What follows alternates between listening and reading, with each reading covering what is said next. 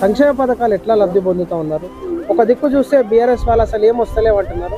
వచ్చినాయా, వస్తలేవా, అసత్య ప్రచారాల నిజమా, ఏం జరుగుతుంది అసలు గ్రామాలలో? 100% బీఆర్ఎస్ వాళ్ళది అసత్య ప్రచారాలే. వాళ్ళు చేసింది తక్కువ, చెప్పుకుంది ఎక్కువ. మా ఐలన్న చెప్పడు, ఏది చేసి చూపిస్తాడు. ప్రతి ప్రభుత్వ ఫలం ప్రతి ఇంటికి చేకూరేలాగా కృషి చేస్తాడు. ప్రతి గ్రామము టచ్ చేసే వ్యక్తి ఎవరైనా ఉన్నారంటే ఐలన్ననే. రేపు భవిష్యత్తులో ఇంకా 5 టర్ములు ఎమ్మెల్యేగా రావాలని ఆశీర్వదిస్తారు ప్రజలందరూ.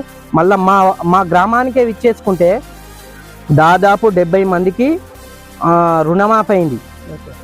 కొత్తగా రేషన్ కార్డులు 90 మందికి నేనే స్వతహాగా వాళ్ళ ఎవరెవరైతే నన్ను అప్రోచ్ అయ్యారో వాళ్ళ ఆధార్ కార్డులు అవన్నీ తీసుకొని స్వతహాగా ఆన్లైన్లో అప్లై చేసి రేషన్ కార్డు వచ్చే విధంగా చేసినాను.